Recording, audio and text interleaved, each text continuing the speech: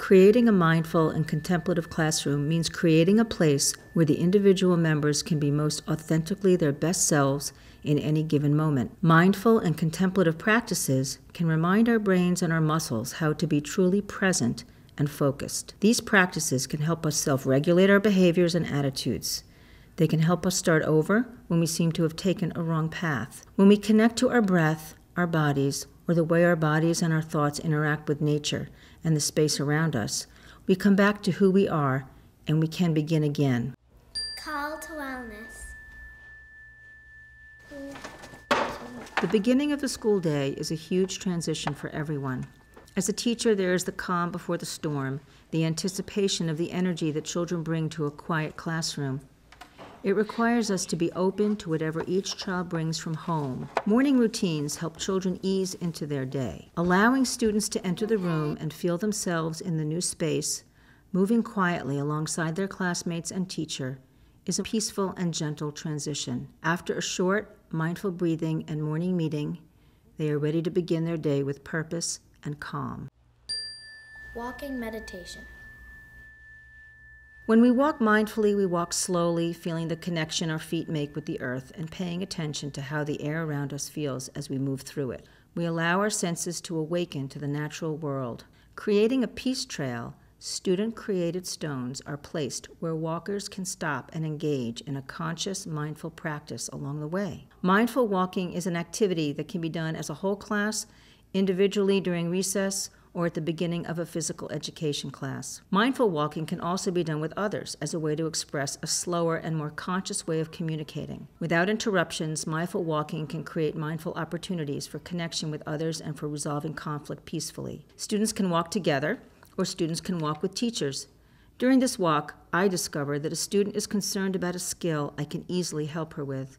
I might not have learned this if I hadn't had this special time to be with her. Relaxation.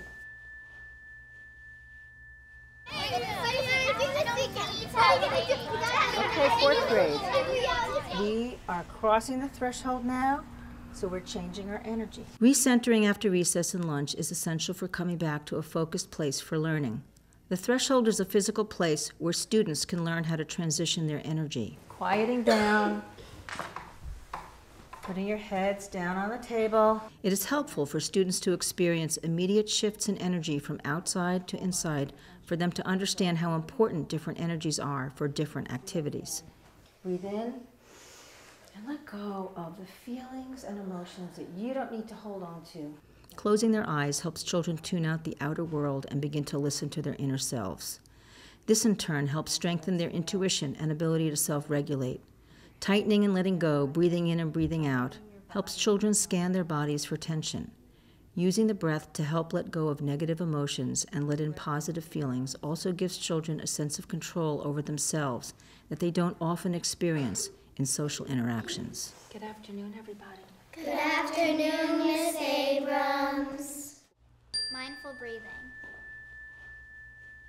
And just feel the energy in your body, the tingling in your body. Mindful breathing begins with just paying attention to the breath. It is not about controlling or changing the breath, just being aware of what it is. Once you have become aware of your breathing, you may begin to deepen the breath and consciously manipulate it so you can achieve maximum benefit. Visualizing the breath waking up the brain is a good morning breathing exercise. Visualizing the exhalation as a way to clean the body is a good end-of-day breathing exercise. In my classroom, mindful breathing immediately follows the call to wellness. Afterwards, I greet each student individually. Good morning, Parker. Good morning, Miss Abrams. Making this connection helps students feel seen by the teacher. When students know their teacher is mindfully attentive to them, they can relax into their day knowing they will be cared for. Sitting meditation. Take a deep breath in through your nose. Exhale out through your mouth. Meditation can be done in many ways in the classroom. One way to use meditation is to begin a class. In this example, the 5th grade cultural history class is studying ancient Sumer. Each day we meditate, but today we'll do a visualization that takes us back to the time period we're studying. And you realize that not only are you in a new place, but you're in a new time. A long time ago, and you're a visitor to ancient Sumer. And now you're going to spend a few minutes exploring looking at the marketplace.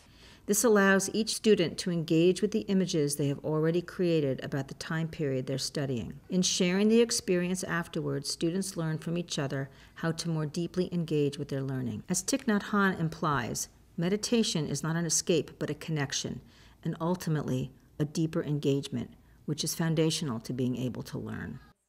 It is possible to teach children that stopping, reflecting, breathing, slowing down, reconnecting with our bodies are essential everyday practices for being the best students and people we can be.